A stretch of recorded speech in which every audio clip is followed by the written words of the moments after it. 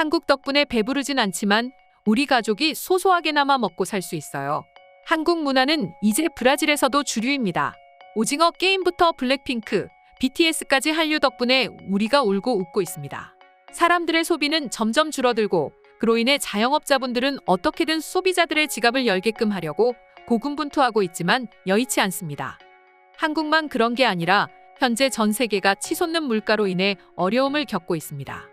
불과 얼마 전까지만 하더라도 팬데믹 상황으로 인해서 전 세계의 경제 성장은 멈춰버렸습니다. 세계 곳곳의 길거리는 사람의 형체를 찾아볼 수 없을 정도로 한산했고 완전히 죽은 도시가 돼버리는 곳도 있었습니다.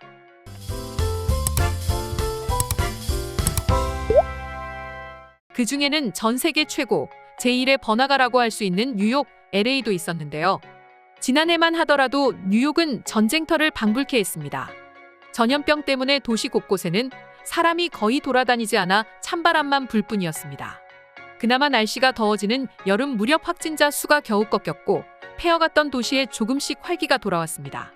도서관, 미술관, 상점 등이 겨우겨우 문을 열었고 이후 레스토랑도 문을 열었습니다.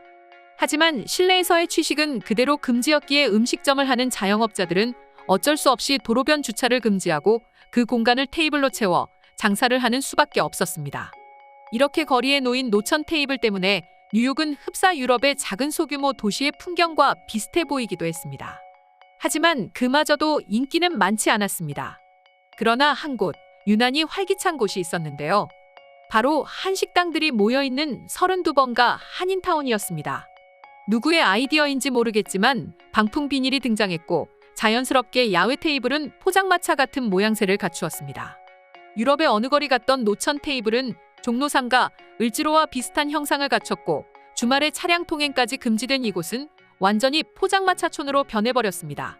당시 BTS, 오징어 게임, 블랙핑크, 기생충 등의 한류가 뉴욕을 강타했고 그렇다 보니 사람들은 모두가 K 포장마차에 직결하기 시작했으며 뉴욕의 한인타운은 수많은 사람들로 문전성시를 이뤘습니다. 또한 사람들은 모두가 삼겹살에 소주를 외쳤고 말이죠. 그러면서 주변의 상권들이 다시 활기를 찾아갔습니다. 한류로 인해 이렇게 활기를 되찾은 곳은 뉴욕만 있는 게 아니었습니다. 영국의 런던, 프랑스 파리, 아르헨티나, 베트남, 일본, 아일랜드 등 전 세계 수많은 국가들이 이렇게 한류의 바람을 타고 다시금 본래의 모습을 되찾았습니다. 그리고 최근에는 브라질이 우리 한국 문화로 상권을 되살리고자 노력하고 있다고 하는데요. 과연 무슨 일이 있는 것인지 지금부터 살펴보도록 하겠습니다. 올해 초 2월 브라질에서는 한국에서 5일장, 7일장이라고 불리는 주말 장터가 개설됐습니다. 브라질은 K-팝을 필두로 한식, 패션, 뷰티, 드라마 등 한국 콘텐츠가 큰 인기를 끌고 있습니다. 2월 코트라 브라질 상파울로 무역관이 낸 보고서에 따르면 브라질에서 한국 드라마에 출연한 배우나 아이돌 가수를 접하면서 한국인들의 피부관리 및 화장품에 관심을 보이는 브라질 사람들이 많다고 합니다.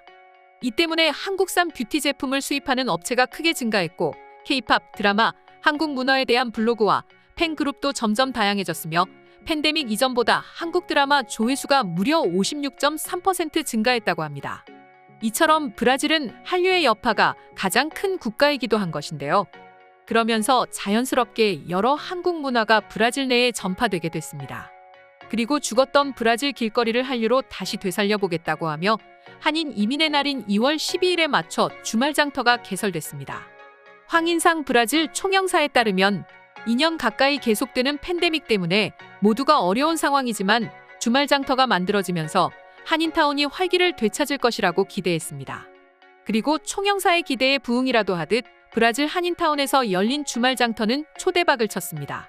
주말 장터가 처음 열린 2월 12일 당시 브라질 내 수많은 한류 팬들이 몰리면서 그야말로 발 디딜 틈이 없었다고 합니다. 전염병 이후 인파 구경을 할 수 없던 거리가 모처럼 축제 분위기로 떠들썩했고 이곳에서 파전과 떡볶이 등 한국의 먹거리가 냄새를 풍기고 한류 팬들이 준비한 K-팝 공연으로 열기는 아주 뜨거웠다고 합니다.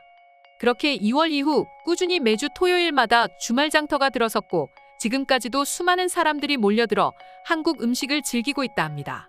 뿐만 아니라 이런 인기에 브라질 상파울루시의 한인타운 내 대한민국의 상징물이 서 있는 광장이 브라질 한국 광장으로 공식 지정되기까지 했는데요.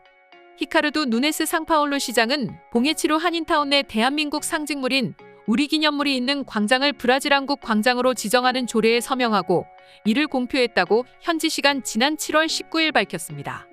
그동안 상파울루 총영사관은 내년 브라질 한인 이민 60주년을 앞두고 한국의 문화를 더욱 널리 알리려 상파울루주 정부 및 상파울루 시청 관계자들과 협력하여 상파울루 시내에 한국 문화 중심지 표지판을 설치했으며 한국이 들어가는 거리명을 지정하기 위해 다양한 노력을 기울였다고 합니다. 하지만 한국이 아닌 다른 나라의 한국어로 된 거리를 세운다는 건 여간 어려운 일이 아닙니다. 그러나 모든 어려움을 이겨내고 브라질 한국광장이라는 이름으로 지정된 것은 현재 브라질 내 한류의 인기가 얼마나 굉장한지 또 입지가 얼마나 공고한지를 알 수 있게 해주는 대목이 아닌가 싶습니다. 그럼 지금부터 관련 해외 반응 자세히 살펴보도록 하겠습니다. 한국 문화는 세계 어디서나 인정받고 있다는 걸 알게 됐다. 우리나라도 마찬가지야. 길거리에 K-팝 음악을 듣는 사람도 많이 보이고 음악을 크게 틀어놓고 춤을 추는 아이들도 많이 볼 수 있어. 지구 반대편에 있는 나라가 이렇게까지 큰 인기를 끌게 될 줄은 몰랐습니다. 하지만 방탄소년단의 작은 것들을 위한 시는 노래가 너무너무 좋습니다. 저는 최근에 공개된 블랙핑크의 핑크베놈에 중독돼 버렸어요. 노래도 잘 부르고 외모도 예쁘고 아름답습니다.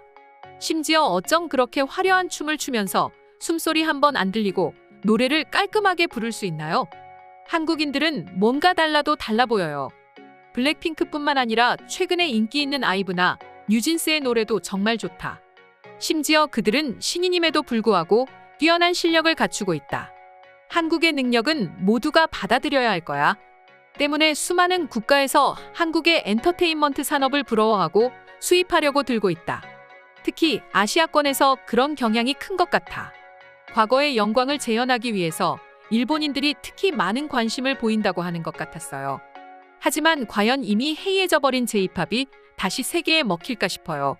트레이닝 시스템도 그렇지만 음악성 자체가 한국에게 이제는 잽이 안 되는 것 같습니다. 주말 전통시장이라 참 재밌는 행사네요. 미국에도 플리마켓이 자주 개최되곤 하는데 한국식은 뭔가 다른가요? 꼭 한번 행사에 참여해보고 싶습니다. 크게 다른 점은 없을 것입니다. 하지만 한국 문화 그 자체로 현재 인정받고 있고 사람들이 가장 기대하는 부분이기 때문에 관심을 보이는 것뿐 아닐까요? 그럴 수도 있지만 세계 각국의 전통시장 문화는 차이가 있습니다. 꽤 재밌어요. 그래서 저는 항상 해외여행을 갈 때면 그 나라의 전통시장을 방문해보곤 합니다. 한국식 포장마차가 들어서면 그 일대 상권이 확 살게 된다는 말을 얼핏 들은 것 같아. 뭐 밝혀진 사실이라고는 할 수 없지만 나 같아도 지나가다 파전 굽는 소리나 삼겹살 냄새가 풍기면 자연스럽게 이끌릴 수밖에 없을 것 같긴 해. 오늘의 영상은 이것으로 마칠 텐데 영상이 유익하셨다면 구독과 좋아요, 알림 설정 한 번씩 부탁드리겠습니다. 다음 영상으로 찾아오겠습니다. 감사합니다.